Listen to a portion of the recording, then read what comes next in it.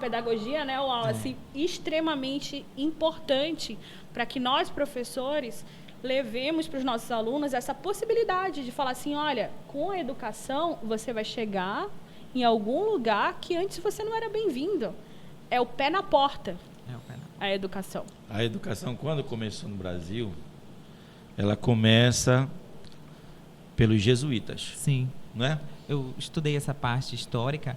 Inclusive, tem um autor que ele é dessa área, só que ele tem uma vertente mais decolonial, como a gente discute, né, Ingrid? É o Leandro Miciato.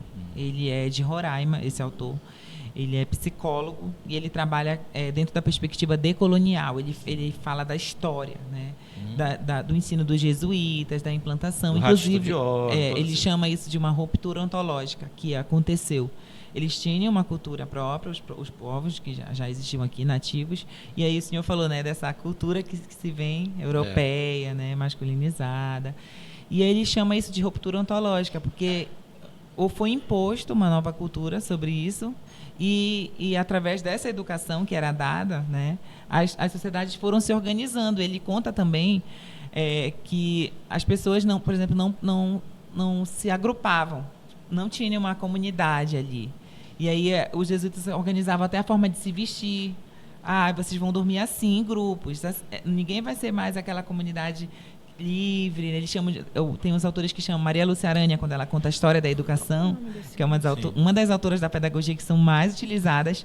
Ela fala desse processo histórico. Ela diz que antes de se inserir essa sociedade que vinha com os fins capitalistas, né, de expansão, a mulher ela tinha um papel diferente. Ela fala que a mulher, ela trabalhava, ela tinha esse reconhecimento, né? Ela também trabalhava junto com o marido. Então, foi tudo construído, né? Historicamente. Está totalmente relacionado à construção da sociedade patriarcal com os fins capitalistas. Então, houve essa divisão de trabalho. Sim. Né? A mulher fica em casa, o homem que é o provedor, é o bambambam, como o senhor falou, né? Cara. E aí, esse mesmo homem já tinha os seus funcionários ou as pessoas que eram escravizadas por ele. Então, tudo isso colocava esse homem lá naquele papel que o senhor fala, né? Pedestal, isso de super poderoso. Existe um outro livro também, assim, só para entrar na temática dos livros, chama O Mundo se Despedaça, que ele conta como a colonização foi um entrave terrível, não falando agora da parte, né, do feminismo, mas falando para a perda das nossas raízes, né? Perder a nossa cultura. Você vê aquelas tradições sendo vistas como coisas abomináveis, porque o colonizador faz isso, né? Ele entra na tua cabeça, mas ele destrói a tua família, ele rouba a tua terra e vai despedaçando aquilo que... Ele te anula. Exatamente. Ele te anula. Você falou uma palavra muito legal que eu gosto, feminismo. Daqui a pouco a gente conversa um pouco sobre isso. Olha, eu podia trazer mais uns 70 livros aí. A mala dela tá aí. Eu gosto muito. Vocês sabiam que aqui em Macapá existiram escolas separadas de meninos e meninas? Que é uma herança colonial? Eu acredito que a minha avó, ela fez o ginásio, né, que antes era preparatório para os professores, numa escola que chamava Graziella, e eu lembro que ela tem umas fotos, né, antigas na casa dela, que é um saião. E eu acredito que era uma meinha, um sapatinho preto. Super bonitinha. Existiu aqui, quando o território federal foi criado, o senhor que não é daqui... Isso. É uma coisa assim... Por favor, uma aula. Em 1943 ele é criado, aí o Janari veio para cá para ser o governador, foi criado pelo Getúlio Vargas. Logo a seguir... O Janari trouxe a capital, que era Amapá, por isso tem o nome de território federal, porque a primeira capital foi o município de Amapá, para Macapá.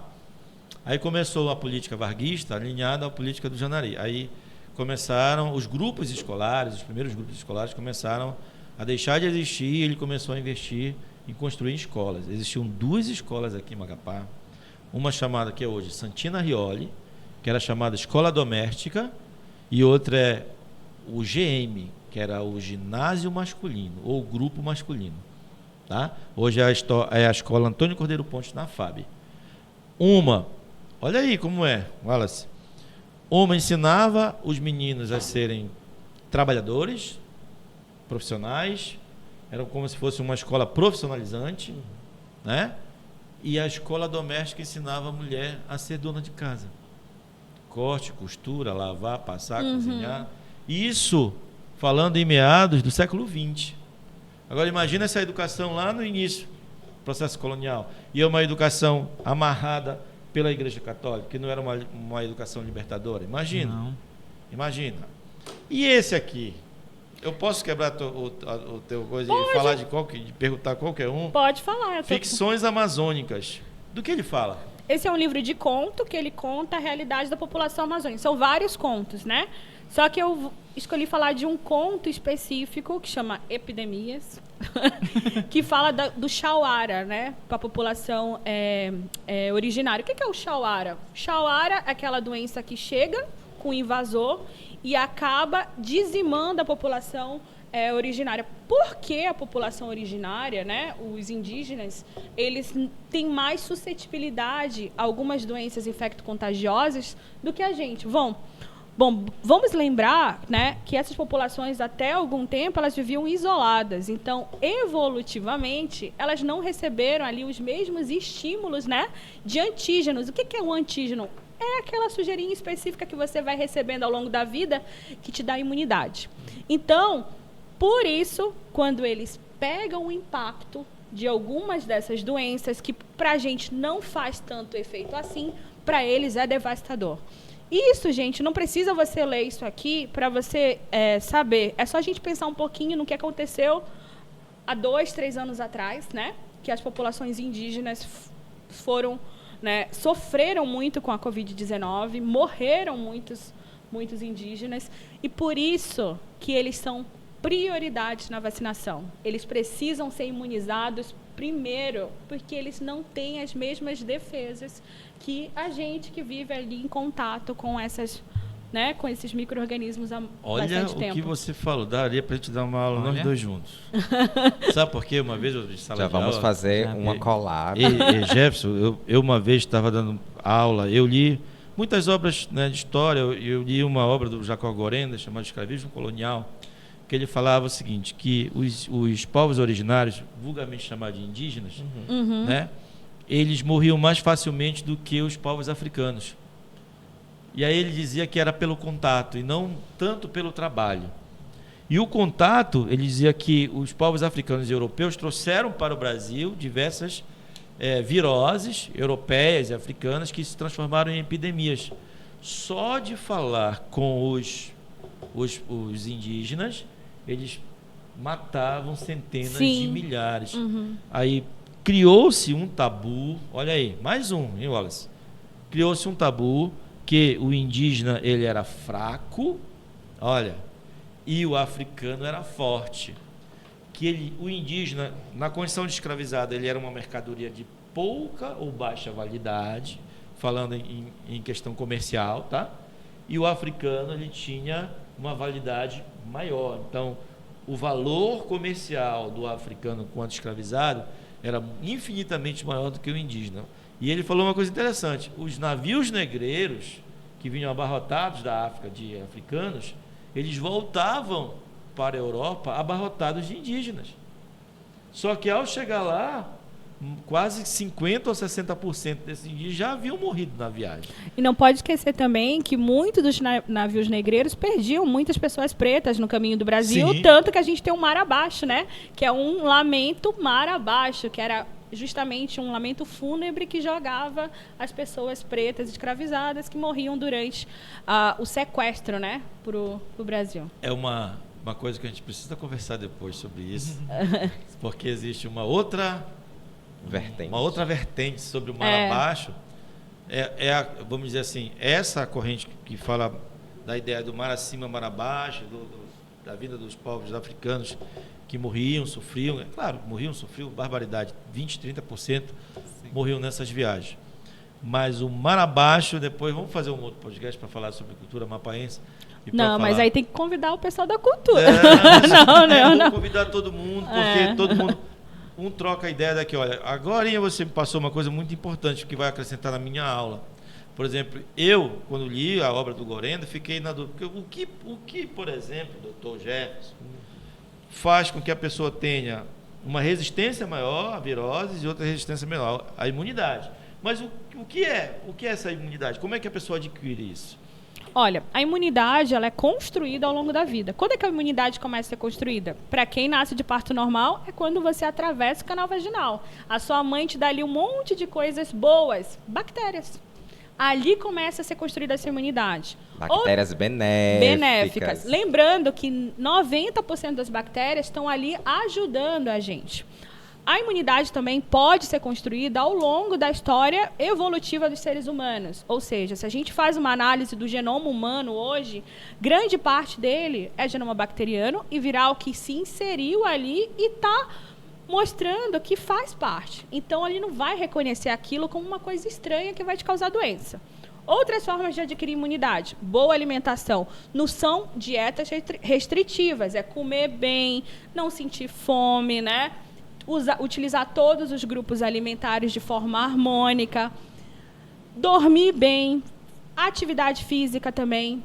Então, é um conceito que linka ali na questão do ciclo circadiano, você ter uma vida equilibrada e tudo mais. Mas a imunidade, por si, biológica, microbiológica, ela é construída ao longo da vida. Não tem aquele ditado que criança tem que se sujar? O menino está brincando na vala, deixa ele brincar na vala.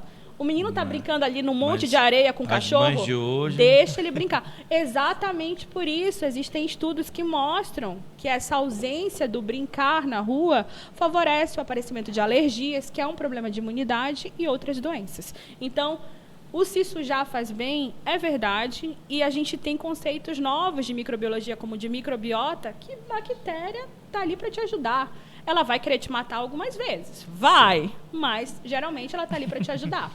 Deus me livre então, né? E esse aqui, meninas. Não é isso? Meninas. Meninas? Meninas. Esse também é uma coletânea de contos russos. Ele foi lançado na década de 50 do século passado. E ele fala de uma doença que é muito comum na infância, aqui no Brasil também, que é a catapora. No entanto, em um outro contexto, que a gente não tinha... Quem nunca pegou catapora, né? Quem nunca pegou catapora e não passou para uma galera, porque, né? Mas em um outro contexto, que você não tinha vacinação e a doença se tornava extremamente perigosa, né? Então, ele fala de como as crianças pegam a catapora, que é através do contato direto. Criança brinca se empurrando, se abraçando, se jogando no chão. E isso favorece o contágio, né? E o Meninas, ele é extremamente... Meninas não, o conto que chama Catapora é extremamente triste porque a criança acaba vitimada pela doença. Hoje em dia, a gente sabe que é uma doença quase benéfica, né? Você vai ficar ali vendo uma Netflix, comendo uma sopinha de feijão... Mas vai ficar bem. Por quê? Porque a gente tem vacina, gente. Então, é importante que você vacine a sua criança para não chegar ao fim aqui da menina. Tem gente que não acredita na vacina no Brasil ainda, tem? Olha, eu acho que você não deve entrar nesse... Não, A gente passa 3 horas aqui só conversando sobre isso. Agora, com 2 doutores já aqui que defendem a ciência. E assim, eu mestre, você mestre, também cientistas, mas imagina só. Eu não vou entrar. Não entre. Deixa não vou pra entrar, próxima. senão a gente vai perder o foco aqui. O que importa é se vacinar, né? Se você ver uma fila e for vacina, você entra na fila. Aí chega lá, olha, não precisa. Então você sai da fila nesse momento que vão falar, não precisa para você. Ou você já tem essa vacina. Se não tiver, você está ali na fila, vai se vacinar sim. Não existe nenhuma contraindicação. Vacina é uma das principais revoluções, né, científicas, e a gente tem que ter orgulho. Não fazer essa revolução passar vergonha. Pessoal, bora fazer pergunta aqui para os nossos amigos, professores. Vamos lá, você que está participando da live aí, mande sua pergunta. Tem gente aqui, ó, a Ericeira está dizendo, vamos ter vacinação para os profissionais e para a comunidade no dia 25 do 1, galera. Tá dando um recado aqui, a Ericeira, tá? Aí, dia 25 do 1. Professora Patrícia Vale está aqui participando da live também, mandar um abraço para ela. Amanhã ela vai estar aqui de novo com a gente. A professora Patrícia está se coçando, com certeza ela queria estar aqui, né? Porque ela gosta de participar, ela gosta de falar. Sim. Estou aqui tentando fazer jus as palavras da professora Patrícia Vale, mas é difícil. Ela gosta. Professora Cátia dos Anjos aqui, ó. Tive catapora na gestação, tenho um trauma. O que é perigoso quando tem na gestação? Catapora eu desconheço. Eu sei que a rubéola ela pode ter um efeito teratogênico. O que é teratogênico? Um efeito durante o desenvolvimento, né, fetal. Mas a catapora eu desconheço. Conhece alguma coisa de contraindicação? Na gestante, não. Não? Também não. Tem uma pergunta para a Elaine. Elaine ainda está aí? Elaine... Como vai ser a entrega do certificado? Não esqueça que todo mundo que está participando ontem, participou hoje, vai participar amanhã, vai ter um certificado de 3 horas. Exatamente. Deixa eu explicar direitinho. Explica. Como é que vai ficar essa entrega desse certificado? A nossa psicóloga, nossa atual psicóloga, a professora Vanessa, ela criou um formulário no Simpla, e está sendo, na verdade, disponibilizado para todos aqueles que estão acessando as nossas lives. Então, você entra nesse link da Simpla, faz a sua inscrição, coloca ali seus dados básicos, e-mail, número, telefone, e esse certificado junto com o material de apoio que nós estamos construindo, junto com a nossa brilhante equipe de comunicação, nós vamos enviar pelo e-mail, junto o certificado e também esse material extra, digamos assim, sobre os assuntos das nossas 3 lives. Então, sempre que alguém interagir, sempre que alguém entrar nas nossas lives, o link vai ser liberado no momento da live, mas mesmo assim o nosso colaborador Gabriel, ele está enviando também esses links para todos aqueles que estão entrando e estão conversando com a gente, estão participando das nossas lives, e ao final, provavelmente na próxima semana já, por causa da nossa automatização dos nossos certificados, por causa da nossa psicóloga, já vai estar no e-mail de todos. Olha aí, que maravilha. Tem uma pergunta aqui, professora Ingrid. Quais os gatilhos da nossa mente para aprender durante uma leitura? Olha, eu acho assim, primeiro você tem que ver o que funciona para você, né? A gente não é uma caixinha ali com instruções, né? O que eu gosto de fazer para eu ler? Na verdade, eu tenho um poder de concentração bom. Eu acostumei a ler muito durante passeios de ônibus. Não é passeio, né? Eu tinha que me deslocar. Eu tinha que me deslocar. Então, eu sempre morei em lugares que eu precisava ficar muito tempo no ônibus. Então, eu usava esse tempo para ler e não, né, perder ali as minhas leituras de artigos obrigatórios. O que eu gosto de fazer para eu entender melhor as minhas leituras? Não sei se dá para ver, mas eu marco os livros. Todos os meus livros são todos riscados. Eu sei que tem gente que odeia, vai tremer a mão, mas eu risco os meus livros, eu comento para mim mesma, do lado do livro, o que aquilo está querendo falar, o que aquilo está querendo conversar comigo. Depois que eu termino de ler, eu vou ali, tomo alguma coisa, pode ser uma coca, pode ser uma água, um suco, uma cerveja, um vinho, e vou reler as minhas marcações. Aquilo vai me lembrando do que eu acabei de ler e vai fixando. E como eu gosto muito de falar de livros, eu encho o saco dos meus amigos, não é mesmo? Sim, sim. Falando nisso, adquiri recentemente alguns livros por causa da professora Ingrid. Na verdade, tanto eu como também a professora Camila, nós estamos, nossa coordenadora de enfermagem atualmente, também coordenadora do nosso cursinho da CESA, que está aí com matrículas abertas. Nós estamos voltando, na verdade, a nos habituar a ler literatura. Que a gente que entra na academia muito cedo, né, que saiu do ensino médio, já entrou no ensino superior e depois vem especialização, vem mestrado e vem doutorado, nós estamos meio que sintonizados, vamos dizer assim, a ler uma literatura mais científica, que também pode ser uma leitura prazerosa, obviamente, a gente gosta do que a gente faz, mas chegou uma época, eu principalmente, que eu só lia uma literatura mais científica. Então, eu não lia esse tipo de literatura que me dava muito prazer.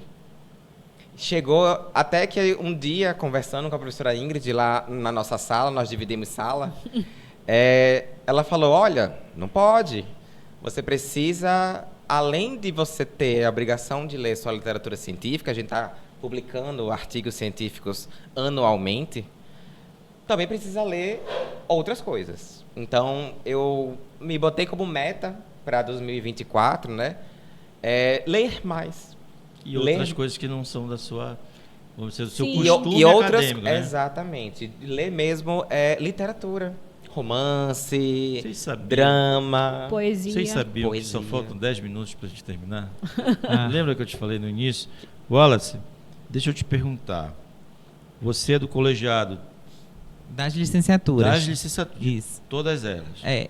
Porque eu trabalho com disciplinas que estão sempre ali no rol da licenciatura. Políticas educacionais, eu trabalho com didática, avaliação, planejamento. Então, na licenciatura são disciplinas base. Além das específicas, temos as disciplinas que são base da educação. Então, lembrando que, além de professor, o nosso Wallace é o coordenador, né, dos cursos de pedagogia, letras e também de matemática. E a nossa coordenadora de educação física, também uma outra licenciatura, a professora Marcela. Ela vai estar amanhã aqui, né? Amanhã a professora Marcela vai estar aqui. Lembrando, gente, que no próximo sábado vai ter um evento, né, de educação física. É um aulão de ritmos. Não deixem de participar, vai ser lá na Praça do Fórum, a partir das 17h30. Por favor, apareçam lá, tá? Ó, Marcelo, avisei. E essa prática, esse método de estudo, assim, pela leitura, na sua prática pedagógica, pegou o costume da Ingrid ou agora que vai começar? Eu vou falar um pouquinho de um problema que eu tive, assim, porque eu vim das exatas, eu tinha falado isso para a Ingrid. Eu vim das exatas e caí em um mestrado em educação que é totalmente teórico. Ou tu lê, ou tu nem abre tua boca nas aulas. E aí saí da graduação assim com aquelas leituras mínimas, mais científicas, como o professor Jefferson falou, mais do cálculo mesmo. Na minha formação não tive tanta discussão aprofundada do que a gente debateu ainda há pouco sobre as tendências da educação matemática, que são livros próprios. Tem uma coleção de tendências que são 11 livros. E eu tinha assim superficialmente, né, na graduação essas discussões. E aí eu chego no primeiro semestre do mestrado, 4 disciplinas lá, e exigia assim, cada aula era um livro. Então essa leitura, ela para mim foi assim, eu aprendi a ser um leitor quando eu ingressei na pós-graduação, mesmo mestrado. E eu conversando muito com a professora, ela sempre me indica livros. Olha isso aqui, olha isso aqui. Aí eu tenho como base uma teoria que do Moreira, né, de um psiquiatra chamado David Ausubel, que é a teoria da aprendizagem significativa que a gente fala. Conseguir identificar, né, e aproveitar o conhecimento que o aluno traz, por exemplo, de um conto que a professora Ingrid falou aqui, né, de uma história de alguma coisa, e eu aproveitar aquilo e aprofundar com um novo conhecimento. Por exemplo, eu pegar o livro que falamos dos anos 80, né, do HIV, um pouquinho da história, a pessoa sabe o mínimo sobre isso, ok, vamos aprofundar. A professora indicou até para as alunas dela lerem isso no TCC delas. Então, essa teoria da aprendizagem significativa, o autor que fala aqui no Brasil é o Marco Antônio Moreira. A gente usa muito na matemática. Porque a matemática, na história dela, ela houve uma ruptura entre a teoria e a prática. Quando a gente vai falar, assim, a gente vê muito a questão assim, mas os gregos inventaram a matemática. Por que há esse mito? A Tatiana Roque é uma autora da matemática que ela caceta essa teoria. Porque é o seguinte, surgiu lá na Mesopotâmia, né, lá onde se concentra ali Israel, Iraque, por ali, né?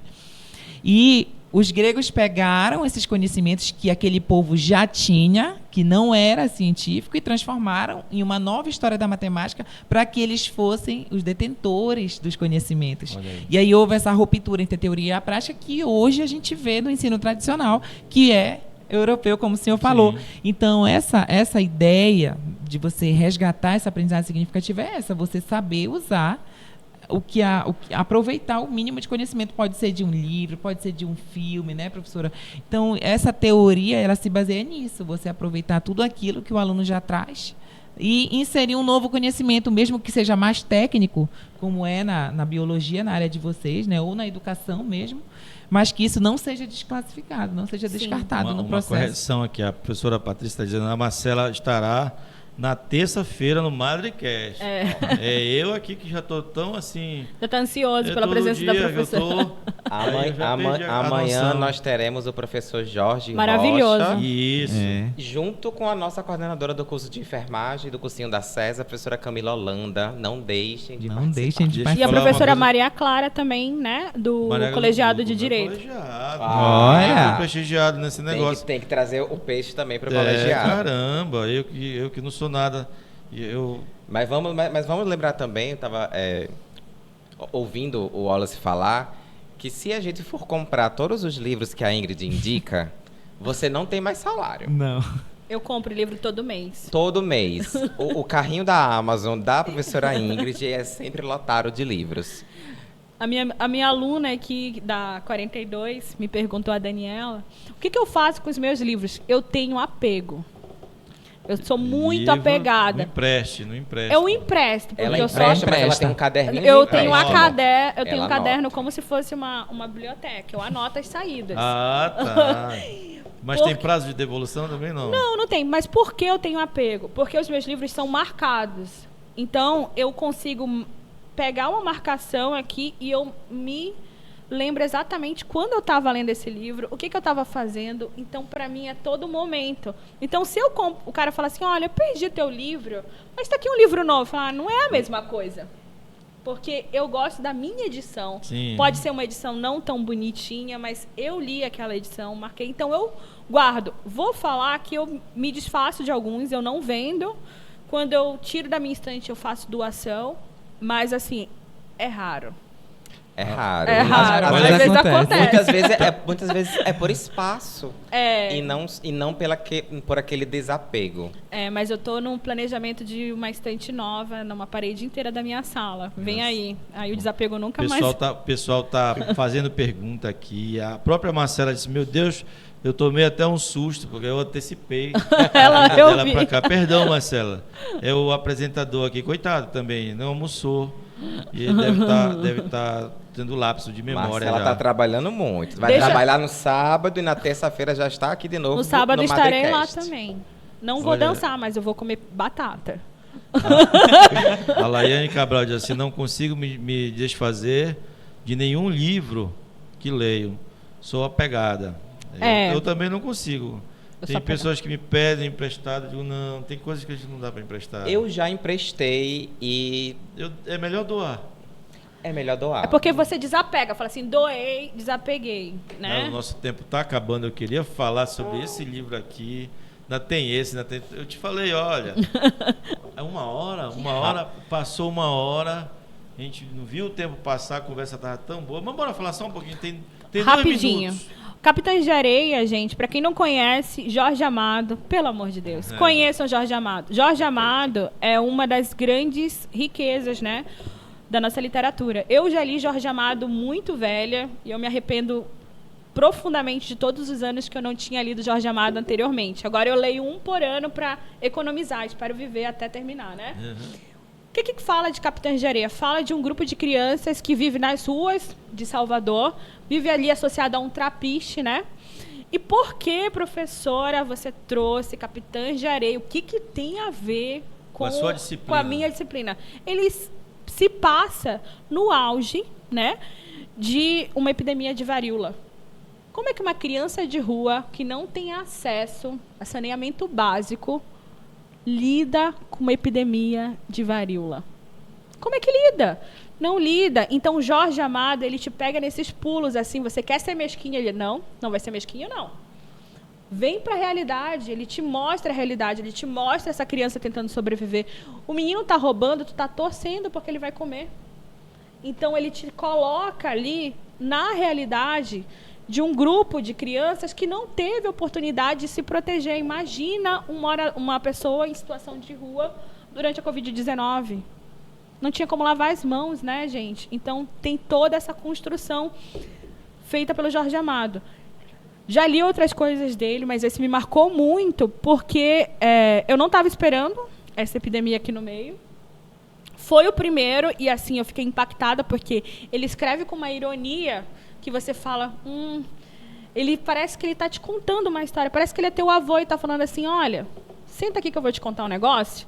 É assim que o Jorge Amado escreve. Então, quem não teve oportunidade de ler ainda, eu recomendo. É um livro que não é difícil. Você fala assim, meu Deus, tá me indicando um livro que eu não vou conseguir ler uma linha. Não é essa de Queiroz, tá? Jorge Amado, ele escreve, esse livro aqui ele é considerado jovem adulto. O que isso significa? Significa que é feito para jovens, que acabaram ali de sair, né, da escola. A linguagem é mais tranquila. E lembrando que todos esses livros que a professora Ingrid trouxe, apesar que talvez a gente não consiga falar de todos, não são livros, apesar de falarem também de ciência, não são livros científicos. São livros de literatura, são livros literários. Olha, esse aqui, eu até vou bater uma foto, depois vou pedir emprestado, não, porque eu não gosto de emprestar. Tá tudo marcado esse aí. Não, ela empresta, mas assim, vai pro caderno. Olha, A Jornada dos Nossos Genes, uma história da humanidade, de como as migrações nos tornaram quem somos. Fiquei interessado nessa leitura. Esse é legal. Esse daí era para finalizar. Por quê? Porque ele fala justamente de como as migrações e as epidemias. Você falou muito bem que quando os colonizadores chegaram aqui, o primeiro impacto que eles tiveram não foi com canhão. Foi com os germes que eles trouxeram no corpo e como aquilo impactou e moldou, né?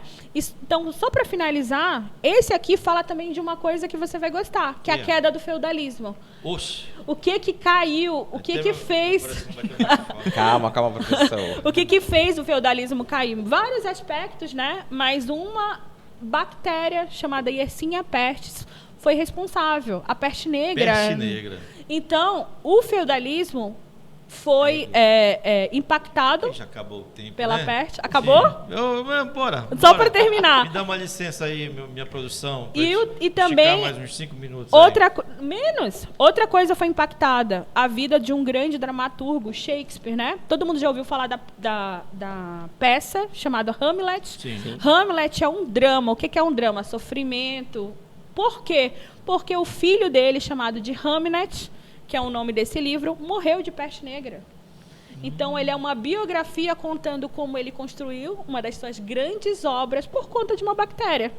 Eu tenho uma curiosidade, porque a palavra negro é uma palavra assim que a gente tem que ter muito cuidado. É verdade.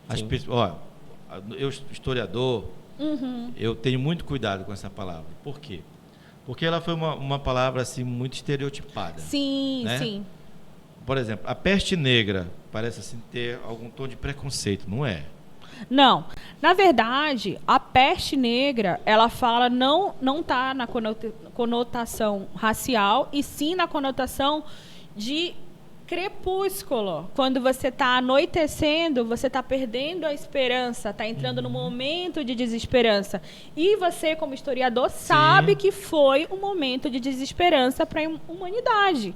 Então, ela faz essa referência. Mas, se você quiser o nome da bactéria, é Yersinia pestis. Yersinia é o nome do cientista que descobriu, e pestis é uma referência ao nome histórico, que é a peste negra. Eu, quando estava fazendo a graduação, tem um negócio muito interessante. Se a coisa acontece no feudalismo, não existia o negro enquanto pessoa. Eu tive um professor muito doidão na universidade, que ele dizia assim, pessoal, ele era professor de antropologia, ele dizia assim, pessoal, bora refletir sobre o negro, porque o negro não existe até a Idade Média. A escravidão não era negra na Antiguidade Clássica. Tem gente que diz que não existiu escravidão na Idade Média. Nós sabemos que existiu. Sim. E o próprio negro dentro da África, ele não existia também. Aí todo mundo fica assim, como é isso, professor? Porque ninguém estava enxergando ele como pessoa. Como negro. Não, ele disse assim, também, Ingrid. Ele disse assim, todo mundo era negro. Sim. Então ele só vai descobrir que ele é negro quando chega o europeu lá. E falando que ele fala que ele é negro. Outra coisa bacana é que as pessoas não são negras, elas são pretas. Exatamente. O negro é movimento. O movimento é negro. As pessoas são pretas. E é orgulho em dizer: sim, sou preto, sem preconceito. Entendeu? Porque tem muito preconceito, né? Tem muito preconceito. Está enraizado, mas a gente precisa... Pode dar tema de outra conversa, que é uma conversa assim, muito interessante de trabalhar na educação. Sim. Né? Porque as pessoas pretas, algumas, elas mesmas não se autodeclaram. Então tem um negócio assim muito interessante. É mais um tabu, né? Mais um. Eu gosto muito de estudar sobre comunidades quilombolas, né? Eu gosto muito de estudar. Eu gosto de saber como é que foi, por que comunidades quilombolas? Tem muita gente que usa ainda o conceito de quilombo. Bora raciocinar. Quilombo, né? Tem muita gente que... O quilombo, pessoal, ele é um conceito. Ele não é um lugar. Por que, Jefferson? Porque o quilombo, o que ele era até os tempos da escravidão? A escravidão, ela foi abolida em 13 de maio de 1888 pela Lei Áurea no Brasil, né? Depois que acabou a escravidão, o que aconteceu com o quilombo? Ele perdeu o quê? Ele perdeu o quê? A sua essência. Porque qual é a essência do quilombo? Não é a fuga, a resistência, não é uma proteção. Sim. Se a escravidão acabou, ele vai se proteger do quê? Ele vai fugir do quê? Mas será que acabou? Entendeu? No papel, ela acabou. Mas ela não acabou na cultura do povo brasileiro. Olha que tema legal para a gente discutir. E tem muita gente dizendo, esse professor está ficando doido. Tem o quilombo do Curiaú bem ali. É um conceito, pessoal. Porque a essência dele, eu chamo a essência de finalidade. Qual é a finalidade do quilombo? Proteger o fugido da escravidão, das perseguições, disso, daquilo. Não é isso? Aí a escravidão acabou. O quilombo tem a mesma finalidade? Não, ele passa a ser uma comunidade remanescente de quilombo. Entendeu? Entendeu? Olha que tema legal. Mas olha que hoje nós já passamos 7 minutos. Então vamos encerrar, mas a gente deixa ali aquele quê de, quem sabe, a nossa comunicação, a nossa gerente comercial, a Elaine, ela traz aí mais alguns Madrecasts com assuntos. Vou trazer o pessoal do direito. Vamos trazer. Vou trazer o pessoal aqui da pedagogia. Pode convidar a gente. Né? Vou trazer um pessoal aqui para discutir esses temas que são importantíssimos. Com certeza. Para que a pessoa possa se enxergar como ela é e ter orgulho do que ela é. Perfeito, professor. Né? Então, doutor, suas considerações finais. Você gostou? Adorei. Quer vir de novo? Eu quero vir de novo. Já quero ser convidado também para o Madrecast. Beleza. Para a gente poder conversar um pouquinho mais, mas eu agradeço a todos que participaram aqui da live, que estavam aqui interagindo conosco. É uma grande honra estar aqui ao lado do grande professor Bubu Raslan, nosso querido professor Wallace, e a gigantesca professora Ingrid Reale, que tanto nos abrilhanta todos os dias. Com seu conhecimento, com a sua riqueza de conhecimento e a sua paixão, principalmente, mas não somente pelos livros. Professora Ingrid, suas considerações finais. Bom, Não, a mesma pergunta, você gostou? Gostei, agradeço pelo convite e eu espero ter despertado minimamente o interesse para que vocês leiam mais esse ano, façam da literatura uma companheira. Assim, quando você está com um livro, você nunca está sozinho. Você pode estar ali, sentado, esperando alguém numa fila de banco lotérico. Leva um livro. Faz isso. A partir de hoje, leva um livro. Legal. Sr. Wallace, você gostou? Gostei. Gostei muito. Considerações finais. É uma grande honra, né? Eu queria agradecer as pessoas que estiveram com a gente aqui na live e dizer assim, igual os alunos da Ingrid estavam falando lá, estar com a maior, né? Foi uma aula que eu tive aqui de história, de microbiologia. Então, assim, é muito gratificante esse Madrecast. Acredito que a gente conseguiu chegar a muitas pessoas, inclusive a nossos futuros alunos, né, professor? Confirmar aqui também que estamos com as nossas matrículas abertas. Sim. Do Grupo Madre Teresa. A primeira mensalidade está saindo no valor de R$ 59,99. E estamos também com descontos, né? Para as pessoas que fizeram o Enem, para pessoas também que não fizeram o Enem, estamos aqui com os nossos cursos, nossas portas abertas para os nossos futuros alunos que podem estar acompanhando a gente aqui na live também, né, professor? Perfeito, professor Wallace. E quem é nosso aluno não deixa de se rematricular, já está acabando o prazo. Vamos continuar a nossa conversa. Lembra que o foco final é só quando vocês estão, né, já com o diploma na mão. Então, vamos rematricular, a gente não deixa para a última hora. Quero mandar um abraço aqui para o nosso diretor Felipe, que esteve acompanhando a nossa live, a Patrícia, a Marcela, todo o pessoal do colegiado, alunos, aqueles que não são, mas vão ser. Sim. Com certeza. Né? As nossas matrículas estão abertas, todas as nossas vamos dizer assim, graduações estão esperando você que já é acadêmico, volte, não desista do seu sonho. Com certeza. Né? Porque quando a pessoa desiste do seu sonho, ela desiste de si. Não é verdade? Então, desistir do seu sonho é desistir de você mesmo. Verdade, professor. Não perca isso como essência, não desista de você. Porque o maior investidor de você é você mesmo, não é Com isso? certeza. Então, acredite em Deus e continue na batalha. Agradecer os nossos patrocinadores, né? Máfia Iluminações, contato 99151-3133, falar com o Gabriel Nogueira, né? Trabalhar com eventos corporativos, aniversários em geral, as plantas bonitas que estão aqui. Belíssimo. Né? Não, é de verdade, É de verdade. É de verdade. Meu Deus Dá do para ver céu. aqui só pelo de final. Verdade. Amapá Plantas, 99-116-1576, falar com Lázaro. Trabalha com floricultura, paisagismo, agro, garden e muito mais. E o Indoor Mídias, telas e totens digitais, né, que alavancam os negócios aí. E agradecer essa equipe de produção aqui que está todo dia aqui com a gente, nos acolhe, nos recebe bem.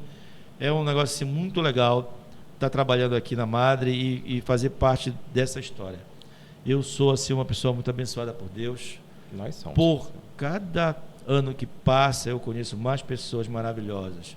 E digo para vocês, é um prazer trabalhar com vocês, porque vocês, além de serem excelentes profissionais, vocês têm uma característica que toda pessoa deveria ter, é ser humano.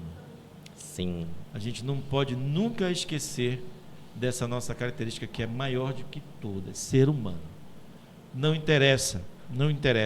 Eu digo às vezes nas minhas aulas, quando dou aula do pessoal do direito, eu digo assim, olha pessoal, aqui nós não somos diferentes, nós somos iguais. Uhum. Por quê, professor? Todo mundo tem a sua vida, a sua cultura, seu isso, seu aquilo. Digo não, porque a gente acaba sendo uma coisa só, porque nós somos seres humanos. E no artigo 5º da Constituição diz que todos os cidadãos brasileiros são iguais perante a lei. E quando se fala em cidadão brasileiro, somos todos nós. Uhum. Verdade. Então não existe diferença econômica aqui, não existe diferença de gênero, não existe diferença de cor, não existe diferença de religiosidade nem de religião. Não existe nada disso, porque o que está acima disso é ser um ser humano. Com certeza. Beleza, pessoal? Que fala linda, professor. Então, muito obrigado. Assim, eu me senti também muito agraciado, né, de estar aqui conversando com vocês. E vou convidar vocês mais vezes, viu? Sim, Pode convidar, professor. Nós viremos. Aqui. Beleza? Então, um grande abraço, pessoal aí que está, né, nos assistindo. Muito obrigado pela participação de vocês do início ao fim. Vocês vão ganhar aquele certificado, hein?